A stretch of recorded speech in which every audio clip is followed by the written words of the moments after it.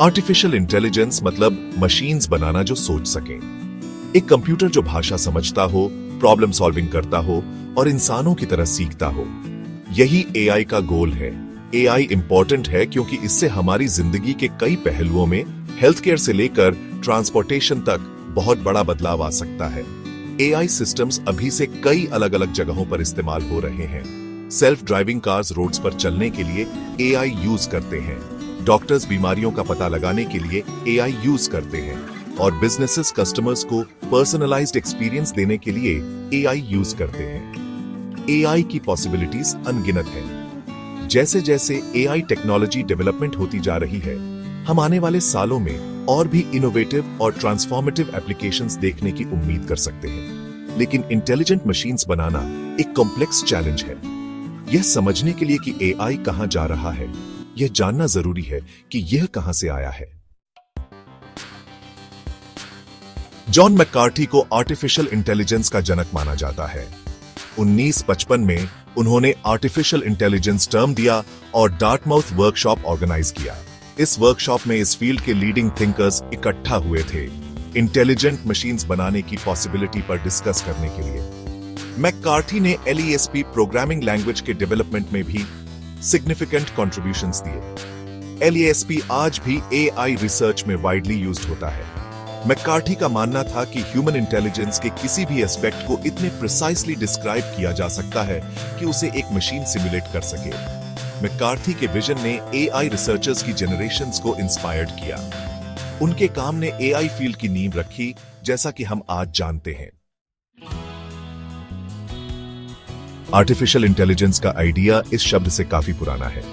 Greek myths में Hephaestus की कहानियां हैं, एक भगवान जो मैकेनिकल सर्वेंट्स बनाते थे। 13वीं सदी में रामोन लोल, एक फिलोसोफर, ने रिलीजियस ट्रूथ्स को प्रूव करने के लिए एक लॉजिक मशीन बनाई। 17वीं सदी में गॉटफ्रीड विल्हेल्म लाइबनिट्ज, एक मैथमेटिशियन, ने एक कैलकुलेटिंग मशीन बनाई जो चारों अरिथमेटिक ऑपरेशंस परफॉर्म कर सकती थी। इन शुरुआती थिंकर्स ने ऐसी मशीन्स बनाने की पॉसिबिलिटी एक्सप्लोर की जो सोच और तर्क कर सके। उनके आइडियाज ने मॉडर्न एआई के डेवलपमेंट का रास्ता तैयार करने में मदद की। 1956 की गर्मियों में साइंटिस्ट्स और मैथमेटिशियंस का एक ग्रुप डार्टमथ कॉलेज में आर्टिफिशियल इंटेलिजेंस पर एक वर्कशॉप के लिए इकट्ठा हुआ। जॉन मैककार्थी द्वारा ऑर्गेनाइज किया गया यह वर्कशॉप एआई के स्टडी के फील्ड के रूप में जन्म स्थान माना जाता है। डार्टमथ वर्कशॉप के पार्टिसिपेंट्स एआई के फ्यूचर को लेकर ऑप्टिमिस्टिक थे। उनका मानना था कि कुछ ही डेकेड्स में ऐसी मशीन्स बनाना पॉसिबल होगा जो इंसानों की तरह सोच और सीख सकें। डार्टमाउथ वर्कशॉप एआई के हिस्ट्री में एक मेजर माइलस्टोन था। इसने एआई की एक सीरियस साइंटिफिक डिसिप्लिन के रूप में शुरुआत की। सेक्शन 5 द गोल्डन ईयर्स, शुरुआती एआई प्रोग्राम्स। डार्टमाउथ वर्कशॉप के बाद के साल एआई में बहुत एक्साइटमेंट और प्रोग्रेस का समय थे। रिसर्चर्स ने कई इंप्रेसिव एआई प्रोग्राम्स डेवलप किए जो कई तरह के टास्क्स परफॉर्म कर सकते थे। उदाहरण के लिए 1959 में आर्थर सैमुअल ने एक प्रोग्राम डेवलप किया जो चेकर्स हाई लेवल पर खेल सकता था। यह प्रोग्राम, जिसे सैमुअल चेकर्स प्लेइंग प्रोग्राम के नाम से जाना जाता है, मशीन लर्निंग प्रोग्राम के फर्स्ट एग्जाम्पल्स में से एक था। एक और शुरुआती एआई प्रोग्राम HRDLU था। टेरी विनोग्राड द्वारा 1960 के दशक के अंत में डेवलप किया गया यह प्रोग्राम नेचुरल लैंग्वेज कमांड समझ सकता था और उनका यूज एक वर्चुअल वर्ल्ड में ऑब्जेक्ट्स को मैनिपुलेट करने के लिए कर सकता था। इन शुरुआती एआई प्रोग्राम्स ने कॉम्प्लेक्स प्रॉब्लम्स को सॉल्व करने की एआई की पोटेंशियल को डेमोन्स्ट्रेटेड किया। उन्होंने एआई रिसर्च में एक्साइटमेंट और इन्वेस्टमेंट को बढ़ावा देने में भी मदद की। Section 6 the AI winter challenges और सेटबैक्स। एआई में शुरुआती प्रोग्रेस के बावजूद इस फील्ड ने 1970 और 80 के दशक में सिग्निफिकेंट चैलेंजेस का सामना किया। उस समय रिसर्चर्स ने कई एम्बिशियस गोल सेट किए थे, लेकिन टेक्नोलॉजी और नॉलेज की लिमिटेशंस ने उन्हें अचीव करना मुश्किल बना दिया। इन चैलेंजेस के कारण एआई में फंडिंग और इंटरेस्ट कम हो गया, जिसे एआई विंटर कहा जाता है। यह पीरियड एआई रिसर्च के लिए एक मेजर सेटबैक था, क्योंकि कई प्रोजेक्ट्स बंद हो गए और रिसर्चर्स को दूसरी फील्ड्स में शिफ्ट होना पड़ा। मुख्य चैलेंजेस में से एक एआई सिस्टम्स डेवलप करने में डिफिकल्टी थी जो रियल वर्ल्ड प्रॉब्लम्स हैंडल कर सके। अर्ली एआई सिस्टम्स में फ्लेक्सिबिलिटी की कमी थी और वे कॉम्प्लेक्स टास्क्स को इफेक्टिवली मैनेज नहीं कर पाते थे। शुरुआती एआई प्रोग्राम्स अक्सर ब्रिटल और इनफ्लेक्सिबल थे। वे स्पेसिफिक टास्क्स के लिए डिजाइन किए गए थे और उनमें अडेप्टेबिलिटी की कमी थी। वे केवल लिमिटेड टास्क्स ही हैंडल कर सकते थे और अनएक्सपेक्टेड इनपुट से आसानी से कंफ्यूज्ड हो जाते थे। यह लिमिटेशन उनके प्रैक्टिकल एप्लीकेशंस को सीवियरली रेस्ट्रिक्ट करता था। एक और चैलेंज उस समय अवेलेबल कंप्यूटिंग पावर की कमी थी। उस समय के कंप्यूटर्स में कॉम्प्लेक्स एआई एल्गोरिथम्स को रन करने की कैपेबिलिटी नहीं थी। एआई एल्गोरिथम्स को इफेक्टिवली रन करने के लिए अक्सर बहुत ज्यादा प्रोसेसिंग पावर की जरूरत होती है। उस समय के हार्डवेयर लिमिटेशंस ने एआई रिसर्च को काफी हिंडर किया। 1970 और 80 के दशक में कंप्यूटर्स इतने पावरफुल नहीं थे कि कई एआई एल्गोरिथम्स रन कर सके। इसने रिसर्चर्स को इनोवेटिव सॉल्यूशंस और ऑप्टिमाइजेशंस की तलाश करने के लिए मजबूर किया। एआई विंटर इस फील्ड के लिए एक डिफिकल्ट टाइम था। इसने रिसर्चर्स को एआई की लिमिटेशंस को समझने और नए अप्रोचेस को एक्सप्लोर करने के लिए प्रेरित किया। हालांकि इसने एआई रिसर्च में इंपॉर्टेंट एडवांसेस भी किए, जैसे कि न्यू लर्निंग एल्गोरिथम्स का डेवलपमेंट और एआई के नए अप्रोचेस की एक्सप्लोरेशन। इस कठिन समय ने फ्यूचर इनोवेशंस के लिए एक मजबूत फाउंडेशन तैयार किया।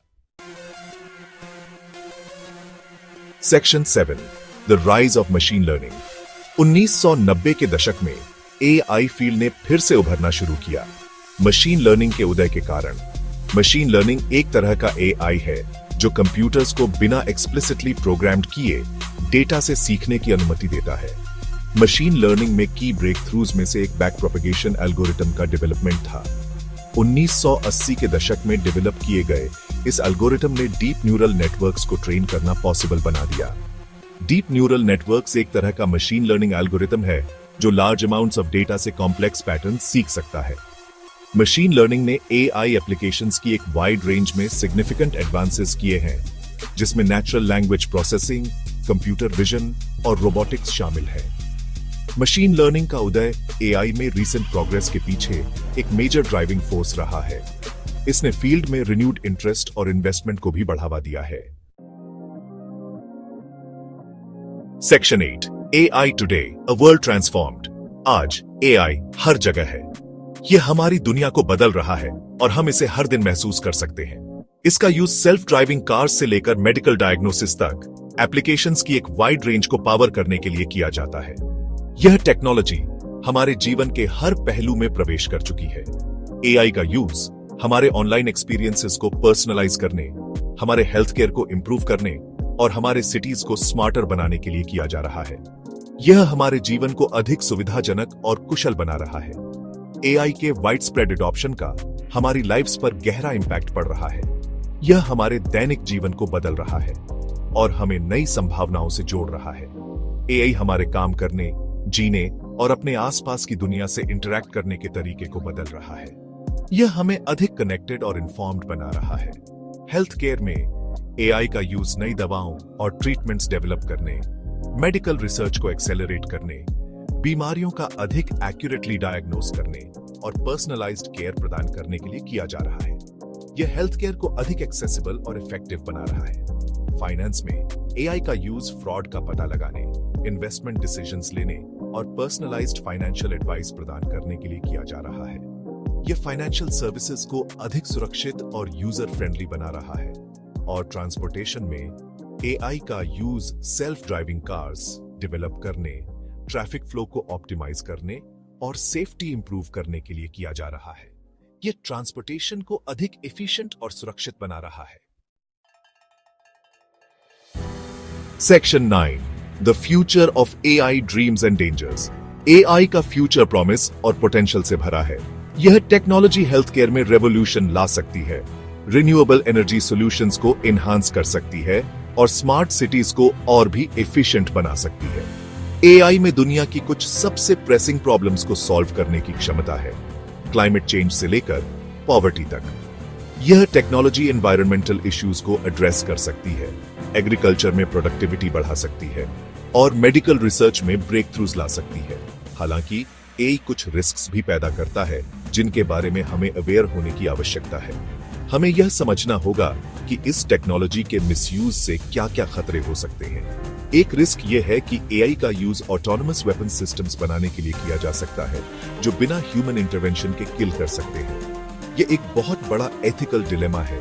एक और रिस्क ये है कि एआई मैस अनएम्प्लॉयमेंट का कारण बन सकता है, क्योंकि मशीन्स उन कई जॉब्स को परफॉर्म करने में केपेबल हो जाते हैं जो वर्तमान में ह्यूमंस द्वारा किए जाते हैं। यह इकोनॉमिक इंस्टेबिलिटी का कारण बन सकता है। जैसे जैसे एआई डेवलप होता जा रहा है, इस पावरफुल टेक्नोलॉजी के एथिकल इम्प्लीकेशंस पर विचार करना इंपॉर्टेंट है। हमें यह इंश्योर करना होगा कि एआई का डेवलपमेंट रिस्पॉन्सिबल और एथिकल तरीके से हो। हमें यह इंश्योर करने की जरूरत है कि एआई को ऐसे तरीके से डेवलप और यूज किया जाए जिससे पूरी ह्यूमैनिटी को बेनिफिट हो। यह टेक्नोलॉजी कम्युनिटी डेवलपमेंट में भी सिग्निफिकेंट रोल प्ले कर सकती है। एआई का फ्यूचर हमारे ऊपर है। यह हम पर निर्भर करता है कि हम इसे कैसे शेप करते हैं। साथ मिलकर काम करके हम यह इंश्योर कर सकते हैं कि एआई का यूज अच्छे के लिए किया जाए और इसके बेनिफिट्स सभी के साथ शेयर किए जाएं। हमें एक कोलैबोरेटिव अप्रोच अपनानी होगी ताकि एआई का फ्यूचर ब्राइट और इंक्लूसिव हो।